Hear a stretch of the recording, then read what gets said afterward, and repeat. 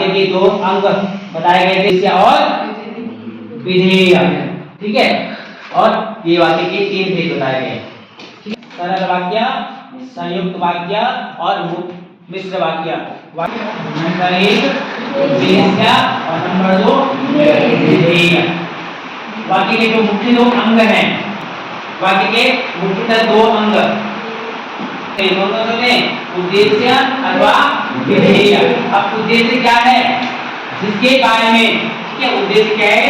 जिसके विषय में कुछ कहा जाए उसे उद्देश्य कहते हैं। जिसके विषय में कुछ कहा जाए उसे क्या कहते हैं? उद्देश्य कहते हैं। जैसे मैं कोई उदाहरण में बताऊं कि रामू भोजन पका रहा है या सीता क्या कर रही है? गाना गा रही है। यानी मैं कहूंगा कि रामू भोजन बना रहा है। क्या है? रामू भोजन बना रहा है। यहाँ पे किसके बारे में बात हो रही है? रामू के बारे में बात हो रही है। तो रामू अपने आप में क्या है? उद्देश्य है। क्या कर रहा है रामू? भोजन बना रहा है। रामू क्या कर रहा है? भोजन बना रहा है। तो रामू यहाँ पे यानी कर्ता क्या हो जाएगा? कर्ता अपने आप में क्या हो जाएगा? उद्देश्य हो जाएगा। कर्ता क्या हो जाएगा? कर्ता अपने आप में उद्देश्य हो जाएगा। इसमें रामू के उद्देश्य को बताया गया है। इसमें रामू के उद्देश्य को बताया गया है। तो जो यहाँ पे बना रहा है ये अपने आप में क्या है? ये अपने आप में विधेय है। ये अपने आप में एक विधेय है। कर क्या रहा है वो? यानी कर्ता उद्देश्य हो जाएगा, जबकि जो उसकी क्रिया है वो क्या हो जाएगी? वो विधेय हो जाएगी। उद्देश्य और विधेय। सरल वाक्य, संयुक्त वाक्य और मिश्र वाक्य के बारे में। तीन भेद वाक्य के सरल वाक्य, ठीक है। सरल वाक्य यानी कोई अपनी बात को जितनी आसान तरीके से, जितनी आसान भाषा में, जितने सरल तरीके से कहा जाए वह क्या है? वह सरल वाक्य में आता है। जितने सरल तरीके से अपनी बात को किसी के सम्मुख रखा जाए वह सरल वाक्य कहलाता है। जैसे मैं गया, वह गया, तुम गए, आप गए, है ना? या क्या कर रहे हो, यह सब क्या है? सरल वाक्य है। इस वाक्य के तीन भेद होते हैं, या हम इन्हें कहते हैं कि तीन प्रकार का होता है वाक्य। कितने प्रकार होता है? तीन प्रकार का होता है। तो सरल वाक्य में अपनी बात को आसान भाषा में या सरल तरीके से प्रकट करना सरल वाक्य की श्रेणी में आता है। इसमें आता है सरल वाक्य की श्रेणी में कौन से वाक्य आते हैं? जो वाक्य सरल तरीके से प्रस्तुत किए गए, जिन वाक्यों को या जो वाक्य सरल तरीके से प्रस्तुत किए जाए या अपने मन के भाव और विचारों को जितना सरल तरीके से प्रकट किया जाए वह वाक्य किसमें आते हैं? सरल वाक्य की श्रेणी में आते हैं। बैठो। राम जाता है, राम गया, या राम जा रहा है। सरल भाषा ये तो हो गई, है ना? राम जाता है और खाना खाता है, ये तो नहीं सरल है भाई? ये सरल है कि राम जाता है और खाना खाता है? सरल है? ये नहीं ना। सबसे सरल क्या है? राम जाता है। क्या है सबसे सरल? राम जाता है। तो इस प्रकार के जो वाक्य हैं जहाँ पे कर्ता और क्रिया, राम जाता है ना? राम खाता है, राम सोता है। इस प्रकार जहाँ पे जितना जो सरल हो वह क्या है? वह हमारा सरल वाक्य की श्रेणी में आता है। अब मुझे नहीं लगता कि इसका सरल कोई और उदाहरण आपको दिया जा सके। इसके बाद है आपका संयुक्त वाक्य। हम बात करते हैं संयुक्त वाक्य में, यानी दो सरल वाक्यों को जोड़ने पर, जहां पे बीच में और, या, अथवा, किंतु, परंतु, लेकिन इस प्रकार के जो योजक चिन्ह वाक्य के बीच में जब आते हैं तो वह क्या होते हैं? वह आपके संयुक्त वाक्य होते हैं। संयुक्त की हम बात करें, संयुक्त का मतलब होता है जोड़ा। संयुक्त का मतलब क्या होता है? जोड़ना। संयुक्त का मतलब क्या होता है? यानी जोड़ा अथवा जोड़ना, यानी दो वाक्यों को आपस में जोड़ देना। दो वाक्यों को परस्पर जोड़ना ही क्या होता है? संयुक्त वाक्य में आता है। और या, अथवा, किंतु, परंतु, लेकिन आएंगे। लेकिन जोड़ना किसे है? दो सरल वाक्यों को। जोड़ना किसे है? दो सरल वाक्यों को। बता दो इंग्लिश, एक संयुक्त वाक्य बनाओ। और मैंने खाना खाया। मैं घर गया और मैंने खाना खाया। जैसे मैं घर गया और मैंने खाना खाया। उदाहरण के लिए कि मैं घर गया और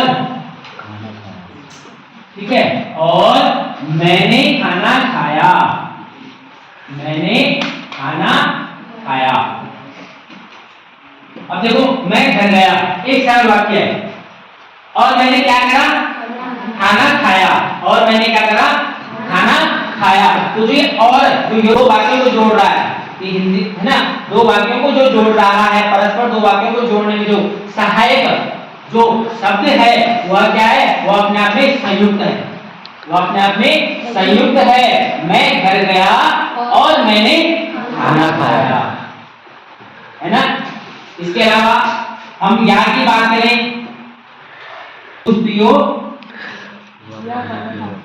पियोगे या पानी पियोगे है ना। जब यहाँ पे बीच में या से संबंधित कोई शब्द आ जाए नहीं विकल्प या अथवा, आपकी परीक्षा में भी प्रश्न आता है नंबर 4 है। प्रश्न नंबर 4 में आपको दो विकल्प दिए गए क अथवा ख और बच्चा उसी प्रश्न को अटेम्प्ट करता है जो उसे ज्यादा सरल लगता है ना, जो उसे आता है।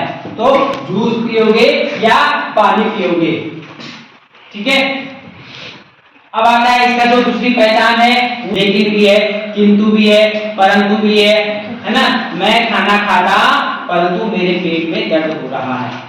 मैं खाना खाता परंतु क्या है, मेरे पेट में दर्द हो रहा है नहीं है। तो जो और या किंतु परंतु लेकिन इस प्रकार के जो बीच में परस्पर दो वाक्यों के बीच में जब आपको और या किंतु परंतु लेकिन अथवा इस प्रकार के योजक शब्द भंडार मिले तो वहां पे आपका क्या हो जाएगा, वो संयुक्त वाक्य हो जाएगा, ठीक है। वहां पे आपका संयुक्त वाक्य हो जाएगा। मैं खाना खाती लेकिन मेरे पेट में दर्द हो रहा था। मैं खाना खाती लेकिन मेरे पेट में क्या है, दर्द हो रहा है। और कौन बताएगा, बताओ। मुझे आज बाजार जाना था लेकिन बारिश पड़ गई। मुझे देखो बहुत बढ़िया, मुझे आज बाजार जाना था लेकिन क्या हो गई, बारिश हो रही है ना। इसके बाद बात करते हैं हम मिश्र वाक्य की। मिश्र वाक्य जिन वाक्यों में, अगर हम इसकी परिभाषा को देखें कि जहां पे अथवा जिन वाक्यों में आपको एक से अधिक सरल अथवा संयुक्त या फिर दो से अधिक सरल वाक्य के साथ आपको संयुक्त वाक्य देखने को मिले, यानी जहां पे सरल वाक्य भी हो संयुक्त वाक्य भी हो है ना, और उनको परस्पर जोड़ा जाए। अब तक हम क्या कर रहे थे, अब तक हम केवल सरल वाक्यों को जोड़ रहे थे। अब तक हमने क्या किया, परस्पर सरल दो सरल वाक्यों को जोड़ करके संयुक्त वाक्य बनाया। परस्पर दो सरल वाक्यों को जोड़ करके एक संयुक्त वाक्य बनाया। लेकिन अब क्या है, अब सरल वाक्य भी होगा और संयुक्त वाक्य भी होगा, यानी सरल और संयुक्त को जोड़ करके जो वाक्य बनेगा वो आपका मिश्र वाक्य बनेगा। यानी अब आपको इसके नाम से आपको प्रतीत हो रहा होगा मिश्र अर्थात मिश्रित, यानी मिलाया गया है। किसको मिलाया गया है, और संयुक्त वाक्य इनको मिलाया गया है। जैसे अगर मैं उदाहरण दूं, अगर हाँ इनके पहचान चिन्हों की एक और बात करूं तो ये इसका जो वाक्य है, जो आपका जो दूसरा वाक्य होगा इसमें, वो पहले वाक्य पे निर्भर होगा कि ऐसा करोगे तो वैसा होगा, करोगे तो वैसा होगा ना। यानी एक दूसरे के साथ कहीं ना कहीं वो निर्भर होंगे वाक्य, आपको वाक्य एक दूसरे के ऊपर निर्भर देखने को मिलेंगे। जैसे यदि मैं तुम्हें उदाहरण दूं कि यदि पढ़ोगे तो पास हो जाओगे। कब पास होंगे आप लोग, जब आप लोग पढ़ेंगे, है ना। यदि पढ़ोगे नहीं तो फिर पास नहीं होंगे। तो पास कब होंगे, जब पढ़ेंगे और जब एक दूसरे पे निर्भर होंगे। यदि दबा लोगे तो ठीक हो जाओगे। एक तो इसमें प्रधान वाक्य होगा, एक इसमें क्या होगा आपका प्रधान वाक्य होगा, और शेष आदि क्या होंगे, उसमें आश्रित उपवाक्य होंगे। एक जगह कहीं ना कहीं वो अपनी बात को क्लियर करेगा, लेकिन जिस बात को वह क्लियर कर रहा है या जिस बात को वह कहने जा रहा है वह दूसरे वाक्य पे निर्भर होगी, है ना, वह दूसरे वाक्य पे निर्भर होगी। यदि बारिश होती तो फसल अच्छी होगी। यानी उम्मीद, एक किसान क्या कर रहा है, उम्मीद कर रहा है, किससे उम्मीद कर रहा है, बारिश से उम्मीद कर रहा है कि यदि बारिश होगी तो फसल अच्छी होगी। यानी मुख्य वाक्य क्या है इसमें, इसमें मैंने कहा ना कि एक मुख्य वाक्य होगा और शेष आपके आश्रित होंगे। ठीक है, ये मुख्य वाक्य है यदि बारिश होती, वो कहना क्या चाह रहा है कि काश बारिश हो जाए, उसका उद्देश्य क्या है, बारिश हो जाए, है ना। लेकिन आप ये आश्रित किसके ऊपर है, फसल के ऊपर है ना। तो किसान क्या कहना चाह रहा है कि यदि बारिश होती तो फसल अच्छी होती। यानी फसल कब अच्छी होगी, जब बारिश होगी। फसल कब अच्छी होगी, जब बारिश होगी। और बारिश ही नहीं होगी तो क्या फसल अच्छी हो सकती है किसान की, नहीं होगी ना, फिर तो सूखा पड़ जाएगा। तो यानी एक वाक्य क्या है, एक वाक्य में क्या है, वह दूसरे वाक्य पे निर्भर है, वह दूसरे वाक्य पे निर्भर है। एक तो पहचान इसकी हो जाएगी यदि और तो। दूसरी इसकी मैंने पहचान, दूसरी इसकी पहचान की हम बात करें तो एक है सर चिन्ह की, है ना। दूसरी इसकी पहचान चिन्ह क्या है, की। जैसे ही मैं मछली को हाथ में पकड़ता कि वह हाथ से फिसल गई। हाँ शाबाश, बहुत बढ़िया। जैसे ही मैं मछली को हाथ से पकड़ता कि वह क्या हो गई, हाथ से फिसल गई। शाबाश, आप बताओ बेटा। जैसे स्कूल की छुट्टी हुई कि बारिश शुरू हो गई। जैसे ही स्कूल की छुट्टी हुई कि बारिश शुरू हो गई, है ना, कि बारिश शुरू हो गई। तो जहां पे आपको की से संबंधित वाक्य भी देखने को मिले तो वहां पे भी आपका क्या है, वहां पे भी आपका एक मिश्र वाक्य इस श्रेणी में आएगा।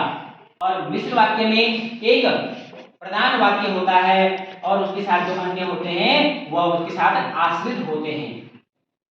ठीक है, और इसकी पहचान की हम बात करें तो यदि, तो, कि इत्यादि। बताओ मिश्र वाक्य के अन्य उदाहरण। पढ़ाई करोगे तो अच्छे नंबर आएंगे। ने समोसा खाया। संयुक्त वाक्य गुरुजी ने समोसा खाया लेकिन बच्चों को नहीं दिया।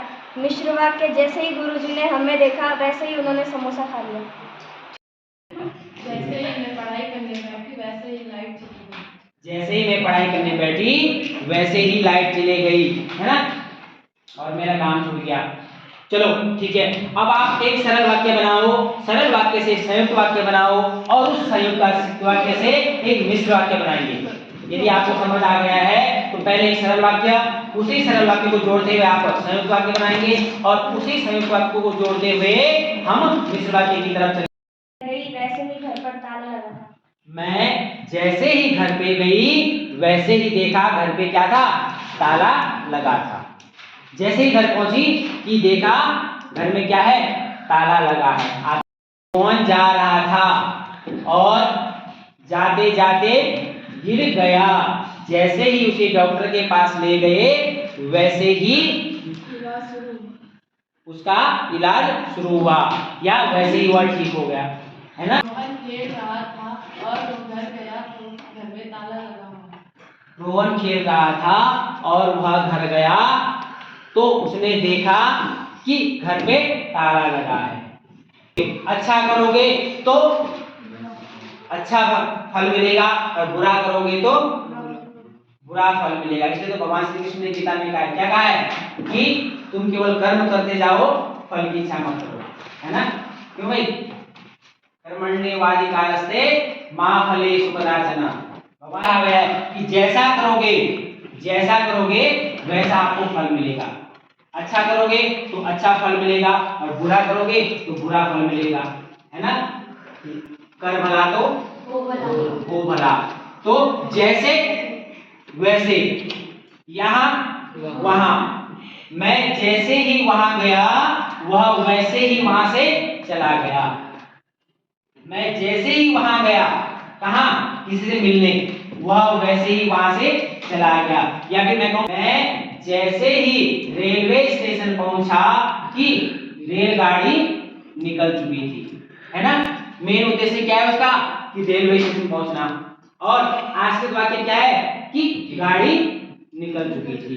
यदि, तो, कि, जैसे, वैसे, यहाँ, वहां, ठीक है। इस प्रकार के जहां पे आप शब्दों को देखेंगे बैठो, वहां पे आपको क्या मिलेंगे, आपको मिश्र वाक्य देखने को मिलेंगे। तो सरल वाक्य बिल्कुल साधारण तरीके से जा रहा है, संयुक्त में 2 सरल वाक्य हैं, जबकि मिश्र वाक्य में एक प्रधान वाक्य होता है और अन्य जो उपवाक्य हैं वह एक दूसरे के आश्रित होते हैं।